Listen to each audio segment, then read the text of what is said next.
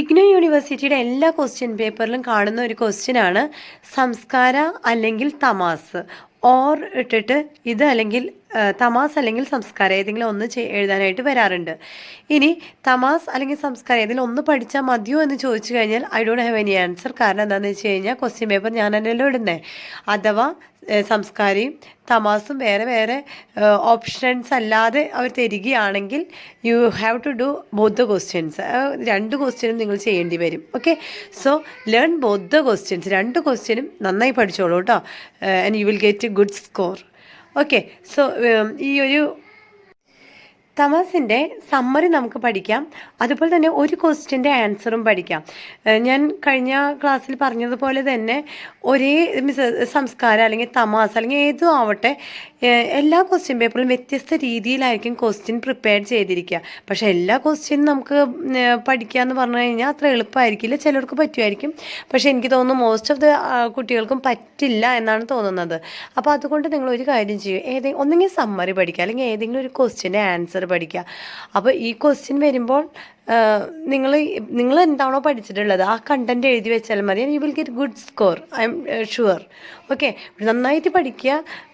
എനിക്ക് തോന്നുന്നു MEG 14 ഏകദേശം വരുന്ന എല്ലാ ക്വസ്റ്റ്യൻസും നമുക്കൊന്ന് കവർ ചെയ്യാനായിട്ട് ഇപ്രാവശ്യം സാധിക്കും കേട്ടോ. അപ്പോൾ ഉഷാറായിട്ട് പഠിച്ചോളൂ. Okay, so let's start. Bhisham Sahni's novel Tamas is a powerful story about the communal violence between Hindus and Muslims in a small town during the partition of India in 1947. The story shows how ordinary people are manipulated by politicians and external forces, leading to devastating consequences. 1947 ഇന്ത്യക്ക് സ്വാതന്ത്ര്യം കിട്ടുന്ന സമയത്ത് ഇന്ത്യയുടെ partition നടന്നിരുന്നു അല്ലേ. അപ്പോൾ ആ സമയത്ത് ഹിന്ദുസും അതുപോലെ തന്നെ മുസ്ലിംസും തമ്മിൽ നല്ല രീതിയിൽ വയലൻസ് ഉണ്ടായിരുന്നു. എന്ന് വെച്ച് കഴിഞ്ഞാൽ അവർ തമ്മിൽ അങ്ങോട്ടും ഇങ്ങോട്ടും ശത്രുത പുലർത്തുന്ന ഒരു കാലഘട്ടമായിരുന്നു അത്. അപ്പോൾ ഇത് നടക്കുന്നത് ഒരു ചെറിയ ടൗണിലാണ്, സ്മോൾ ടൗൺ. അപ്പോൾ അവിടുത്തെ ഒരു കഥയാണ് നമ്മളിവിടെ പറയാൻ പോകുന്നത്. The story shows how ordinary people are manipulated by politicians. അപ്പോൾ ഈ സ്റ്റോറിയിൽ കൃത്യമായിട്ട് നമുക്ക് മനസ്സിലാക്കാൻ സാധിക്കുന്നുണ്ട് സാധാരണക്കാരെ സംബന്ധിച്ചിടത്തോളം ഹിന്ദുക്കളോ മുസ്ലിമുകളോ അങ്ങനെ ഒരു വേർതിരിവ് അവർക്ക് മൈൻഡിലില്ല. പക്ഷെ ഇതൊക്കെ മൈൻഡിൽ ആരെ കൊണ്ടുവന്ന് കൊടുക്കുന്നത്? ഈ പൊളിറ്റീഷ്യൻസ് ആണ്. അനാവശ്യമായിട്ട് ഫൈറ്റ് ചെയ്യാനുള്ള കുറേ കാരണങ്ങൾ ഇവരെ പ്രേരിപ്പിക്കുകയാണ് ചെയ്യുന്നത്. ഈ പൊളിറ്റീഷ്യൻ്റെ പോലെ തന്നെ വേറെയും എക്സ്റ്റേണലായിട്ട് കുറേയധികം ഫോഴ്സസ്, കുറേയധികം കാരണങ്ങളുണ്ട് ഇവർക്ക് അങ്ങനെ ഒരു ശത്രുത വരാനായിട്ട്. അപ്പോൾ ഈ ഒരു രണ്ട് കൂട്ടരും ഹിന്ദുസിൻ്റെയും മുസ്ലിംസും അങ്ങോട്ടും ഇങ്ങോട്ടും നമ്മൾ ഈ ശത്രുത വലിയൊരു വയലൻസിലോട്ടാണ് എത്തിപ്പെടുന്നത്. അപ്പോൾ ഇതിന് പിന്നിൽ ചരട് വലിക്കുന്ന കുറേ അധികം ആൾക്കാരുണ്ട് കേട്ടോ. The novel centers around the killing of a Muslim man, which sparks off a wave of violence. Through multiple characters, Sani portrays the devastating effects of communalism on individuals and communities. The story highlights how communal hatred is manufactured and used by politicians to gain power. ഈ story നടക്കുന്ന ചെറിയ ടൗണിലാണെന്ന് നമ്മൾ പറഞ്ഞല്ലോ. അപ്പോൾ ഇവിടെ വെച്ചിട്ട് ഒരു മുസ്ലിം ആയിട്ടുള്ള ഒരു മനുഷ്യനെ ഈ ഹിന്ദുസ് ആയിട്ടുള്ള ആരോ കൊല്ലുകയാണ്. അപ്പോൾ ആ ഒരു കൊലപാതകമാണ് ഇവിടെ ഇത്ര ആളിക്കത്തി ഒരു വലിയ വയലൻസിലോട്ട് എത്തിപ്പെടുന്നത്. അതിന് കാരണം ആ മരിച്ച വ്യക്തിയുടെ ബന്ധുക്കളോ അല്ലെങ്കിൽ സ്വന്തം വീട്ടുകാരോ ഒന്നുമല്ല. അതിന് കാരണക്കാരായ പൊളിറ്റീഷ്യൻസ് വന്നിട്ട് ഈ വീട്ടുകാരെയും ബന്ധുക്കളെയും നാട്ടുകാരെയും ഒക്കെ പ്രലോഭിക്കുകയാണ്. ഇങ്ങനെ എന്താ ചെയ്യുക, ഇങ്ങനെ വയലൻസ് നടത്താനായിട്ട് അല്ലെങ്കിൽ അവർക്കെതിരെ തിരിയാനായിട്ട്. അതെന്തിനാണ് അങ്ങനെ ചെയ്യുന്നതെന്ന് വെച്ച് കഴിഞ്ഞാൽ ഈ പൊളിറ്റീഷ്യൻസിന് അവർക്ക് പവർ നേടാൻ വേണ്ടിയിട്ട്, അവർക്ക് അധികാരത്തിലോട്ട് എത്തിച്ചേരാനുള്ള മാർഗങ്ങളാണ് അവർ നോക്കിക്കാണുന്നത്. പക്ഷെ ഓർഡിനറി പീപ്പിളായിട്ടുള്ള ഇവർക്ക് ഇതൊന്നും മനസ്സിലാകുന്നില്ല. ഇവർ പൊളിറ്റീഷ്യൻസ് പറയുകയെ ഇവർ വേഗം കത്തിയും അവർക്ക് തോന്നുന്നതൊക്കെ അവരെ കയ്യിലെടുത്ത് അവർ വയലൻസിനായിട്ട് ഏർപ്പെടുകയാണ് ചെയ്യുന്നത്. One of the key themes of the novel is the loss of humanity and empathy in the face of violence and hatred. The characters struggle with their identities and loyalties, torn between their communities and their own sense of right and wrong. ഈ ഒരു സ്റ്റോറിയിലെ theme എന്ന് പറയുന്നത് ഈ സാഹചര്യത്തിൽ ഇന്ന് വയലൻസും ഹേറ്റഡും ഒക്കെ വരുന്ന ഈ സാഹചര്യത്തിൽ എന്താണ് നഷ്ടമാകുന്നത്? ഹ്യൂമാനിറ്റി, അതുപോലെ മനുഷ്യത്വം, അതുപോലെ എമ്പതി, ഈ ഫീലിങ്സുകളൊക്കെ മനുഷ്യനിൽ നിന്ന് നഷ്ടപ്പെടുന്ന ഒരവസ്ഥയെയാണ് ഈ ഒരു തീമായിട്ട് നോവലിൽ ചിത്രീകരിച്ചിരിക്കുന്നത്. എല്ലാവരും, മനുഷ്യന്മാരെല്ലാവരും എന്താണ്, അവരുടെ ഐഡൻറ്റിറ്റി അവർ മറക്കുകയാണ് ചെയ്യുന്നത്. മറിച്ച് അവർ ഞാനൊരു ഹിന്ദു ആണ്, അല്ലെങ്കിൽ ഞാനൊരു മുസ്ലിമാണ്, ആ ഒരു ജാതിയിലാണ് അവർ ഉറച്ചു നിൽക്കുന്നത്. അല്ലാതെ താൻ ആരാണെന്ന് ചോദിച്ചു കഴിഞ്ഞാൽ അവർക്ക് ഒരു ഇന്ത്യൻ ആണെന്ന് പറയാൻ പോലും ഇപ്പോൾ അറിയാത്ത ഒരു അവസ്ഥയായി മാറുകയാണ്. കാരണം വയലൻസിൽ മുഴുകി നിൽക്കുന്ന അവർ എന്തിലാണോ അവർ വിശ്വസിക്കുന്നത്, ആ വിശ്വാസത്തെയാണ് അവർ മുറുകെ പിടിക്കുന്നത്. ആ വിശ്വാസം എന്ന് പറയുന്നത് ഇവിടെ ശരിക്കും പറഞ്ഞു കഴിഞ്ഞാൽ ഒരു സ്പിരിച്വൽ വിശ്വാസമല്ല, മറിച്ച് വയലൻസിലോട്ടുള്ള ഒരു ചായ്വാണ് കൂടുതലും കണ്ടുവരുന്നത്. എന്താണ് ശരി, എന്താണ് തെറ്റ് എന്നൊക്കെ തിരിച്ചറിയാൻ പറ്റാത്ത വിധത്തിലാണ് ഇവരുടെയൊക്കെ ജീവിത രീതി മാറിക്കൊണ്ടിരിക്കുന്നത്. The novel also uses a symbolism to convey its themes. The pig carcass, for example, represents the manufactured provocations that ignite violence. The violence itself represents the breakdown of human values and empathy. അതുപോലെ ഈ നോവലിൽ violence സൃഷ്ടിക്കുന്ന മറ്റൊരു ആസ്പെക്റ്റാണ് pig carcass എന്ന് വെച്ച് കഴിഞ്ഞാൽ Muslims already അവർ pig കൈകൊണ്ട് പോലും തൊടില്ല. പക്ഷെ അതേ സമയം അങ്ങനെ ഒരു കാര്യം ഹിന്ദുസിൻ്റെ ഭാഗത്തു നിന്നും ഇവരെ പ്രലോഭിപ്പിക്കാനായിട്ട് എന്ന് വെച്ച് കഴിഞ്ഞാൽ ഇവരെങ്ങനെയെങ്കിലും വയലൻ്റ് ആകാനായിട്ട് ഒരു കാരണം ഇവരായിട്ട് ഇട്ട് കൊടുക്കുന്നതാണ് ഈ പിഗ് കാർക്കാസിൻ്റെ ഒരു കാര്യം സൃഷ്ടിച്ചുകൊണ്ട്. അങ്ങനെ ഈ വയലൻസ് എന്ന് പറയുന്നത് ഹ്യൂമൻ വാല്യൂസും എമ്പതിയും എല്ലാം തന്നെ നഷ്ടപ്പെടുത്തി കൊണ്ടിരിക്കുകയാണ്. Overall, Tamas is a powerful exploration of the darker aspects of human nature and the devastating consequences of communalism. It shows how easily ordinary people can be turned into violent enemies and how important it is to recognize and resist this kind of manipulation.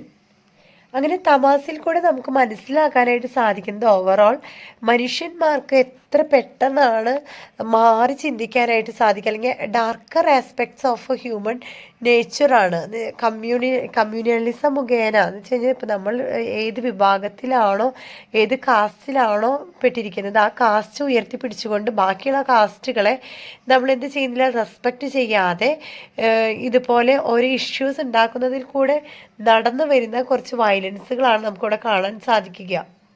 അതുപോലെ തന്നെ എങ്ങനെയാണ് ordinary ആൾക്കാരെ manipulate ചെയ്തുകൊണ്ട് അവർക്ക് അധികാരം നേടിയെടുക്കാൻ വേണ്ടി മറ്റുള്ളവരെ കരുവാക്കുന്നത്. ഇതൊക്കെയാണ് നമുക്ക് ഇതിൽ കൂടെ പഠിക്കാനുള്ളത്. തമാസിൽ വരുന്ന ക്വസ്റ്റ്യൻ ആൻസേഴ്സിൻ്റെ ഒരു ആൻസർ നമുക്ക് പഠിക്കാം. How do you view Bhisham Sahni's treatment of communalism in Tamas? Discuss.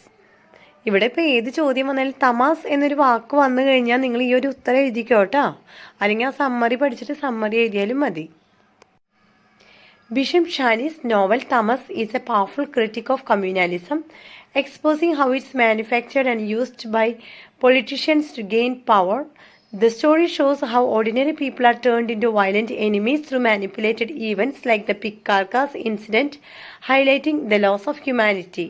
ഞാൻ ആദ്യം പറഞ്ഞു തരണ്ടല്ലോ, ഇത് ഇത്രയും നമ്മൾ പഠിച്ചതാണ് കേട്ടോ. Political manipulation and manufactured hatred. Shani portrays politicians as instigators who exploit religious differences for their own gain. They are the real architects of violence, not inherent communal hatred. The novel also highlights the British divide and rule policy, which fuels the riots and makes them complicit in the tragedy.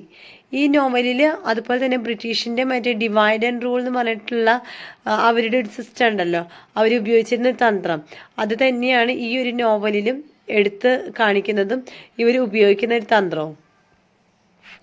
The spark of violence. The placement of a dead pig outside a mosque and a cow near a temple serves as a spark, igniting deep-seated fears and turning religious identity into a justification for brutality. This shows how easily manufactured provocations can lead to violence. ഇവിടെ ഒരു ചത്ത പന്നീനെ മോസ്കിന് പുറത്ത് കൊണ്ടുപോയി ഇടുന്ന ഒരു രംഗമുണ്ട്. അപ്പോൾ അതിൽ നിന്നുമാണ് വയലൻസ് ഇവിടെ സ്റ്റാർട്ട് ചെയ്യുന്നത്. അപ്പോൾ അതൊക്കെ വെറുതെ ഒരു ബിലീഫായിട്ടാണ് ഇവിടെ കാണുന്നതും. എന്ന് വെച്ച് കഴിഞ്ഞാൽ വെറുതെ വയലൻസ് ക്രിയേറ്റ് ചെയ്യാൻ വേണ്ടിയിട്ട് പൊളിറ്റീഷ്യൻസായിട്ട് നടത്തുന്ന കുറച്ചധികം രംഗങ്ങളാണിത്. Humanity and its laws. The violence disproportionately affects the poor and marginalized, like Nathu the tanner, who are manipulated and become pawns in a larger conflict they don't understand. Chinese graphic descriptions of rape, murder, and mass suicides underscore the breakdown of human values and empathy. ഈ നോവലിലെ മറ്റൊരു പ്രധാനപ്പെട്ട ക്യാരക്ടറാണ് നാത്തു. അപ്പോൾ നാത്തു എന്ന് പറയുന്നത് വളരെ പാവപ്പെട്ട ഒരു മനുഷ്യനാണ്. അപ്പോൾ അദ്ദേഹം ഈ ഒരു കോൺഫ്ലിക്റ്റിൽ അല്ലെങ്കിൽ ഈ ഒരു വയലൻസിൽ ഭാഗമായി മാറുന്നതാണ് ഇതിൽ കാണിക്കുന്നത്. അതുപോലെ സായനി ഇവിടെ പറയുന്നത് റേപ്പ്, മർഡർ, അതുപോലെ സൂയിസൈഡ് കേസസ് ഇതൊക്കെ തന്നെ അവിടെ കോമൺ ആയി വന്നിരുന്നു. കാരണം എന്താ, ഈ വയലൻസ് തന്നെയാണ് കാരണം. അപ്പോൾ മനുഷ്യൻ്റെ ആ എമ്പതി, കമ്പാഷൻ അതൊക്കെ മനുഷ്യത്വം തന്നെ നഷ്ടപ്പെടുന്ന ഒരു അവസ്ഥയാണ് വയലൻസ് ക്രിയേറ്റ് ചെയ്തുകൊണ്ടിരിക്കുന്നത്. Narrative and thematic approach. The novel uses an episodic structure with multiple characters to offer a panoramic view of shared suffering and collective madness. Tamas serves as a moral mirror, exposing the inherent darkness within humanity when manipulated by political agendas, urging readers to recognize these patterns and choose compassion over hatred. ധാരാളം characters ഈ ഒരു നോവലിൽ അദ്ദേഹം ഉപയോഗിച്ചിട്ടുണ്ട്. അതെന്തിനാണെന്ന് വെച്ച് കഴിഞ്ഞാൽ ഒരു ഭാഗത്ത് പറയുകയാണെങ്കിൽ സഫറിങ് ഷെയർ ചെയ്യാനായിട്ടുള്ള ഒരു കൂട്ടം ജനങ്ങളാണ് അങ്ങോട്ടും ഇങ്ങോട്ടും സഹായകമാകുന്നത്. അതേസമയം മറ്റൊരു വിഭാഗത്തിൽ നമുക്ക് കാണുന്നത് ഒരു കൂട്ടം ഭ്രാന്തായിട്ടുള്ള ആൾക്കാർ. ഭ്രാന്ത് ഇവിടെ ഉദ്ദേശിക്കുന്നത് വയലൻസിനോട് അത്രയും സ്നേഹം ആയി, അല്ലെങ്കിൽ വയലൻസ് ക്രിയേറ്റ് ചെയ്യാനുള്ള ഒരു മാഡ്നസ് ഉണ്ട്. ആ ഒരു മാഡ്നസ് ആണ് ഇവിടെ ഉദ്ദേശിക്കുന്നത്. In essence, Saini presents communalism as a deliberate political strategy, devastating ordinary lives and revealing the urgent need for humanity to overcome such darkness. Bisham Chinese novel Tamas is a powerful critic of communalism, exposing how it's manufactured and used by politicians to gain power. The story shows how ordinary people are turned into violent enemies through manipulated events, like the pig carcass incident, highlighting the loss of humanity. The placement of a dead pig outside a mosque and a cow near a temple serves as a spark, igniting deep-seated fears and turning religious identity into a justification for brutality. This shows how easily manufactured provocations can lead to violence. Okay, അപ്പോൾ ഇത്രയേ ഉള്ളൂ, മനസ്സിലായെന്ന് വിചാരിക്കുന്നു. ഇനിയും നിങ്ങൾക്ക് ഇതുപോലത്തെ videos ആവശ്യമാണെങ്കിൽ subscribe ചെയ്യണം. അതുപോലെ ഏത് തരത്തിലുള്ള ഏത് ടോപ്പിക്കിനോടനുബന്ധിച്ച വീഡിയോ ആണ് നിങ്ങൾക്ക് ആവശ്യമെങ്കിൽ, ഇപ്പോൾ MEG 14 തന്നെ ഏതെങ്കിലും ഒരു ക്വസ്റ്റ്യൻ ഞാൻ ചെയ്ത് തരേണ്ടതാണെങ്കിൽ ദയവുചെയ്ത് കമൻറ്റ് ബോക്സിൽ കമൻറ്റ് ചെയ്യൂ. I will try my level best to do it. Okay, അതുപോലെ MEG 14 കഴിഞ്ഞാൽ വേറെ ഏതെങ്കിലും സബ്ജക്റ്റ് ഞാൻ ചെയ്ത് തരണമെങ്കിൽ കമൻറ്റ് ചെയ്യൂ കേട്ടോ. അപ്പോൾ ഞാൻ നോക്കട്ടെ ഏതാണ് എന്നെ കൊണ്ട് സാധിക്കുന്നതെന്ന് വെച്ച് കഴിഞ്ഞാൽ ചെയ്യാം. Okay, so thank you for watching. Will meet you with the next video. Bye then, take care and good by.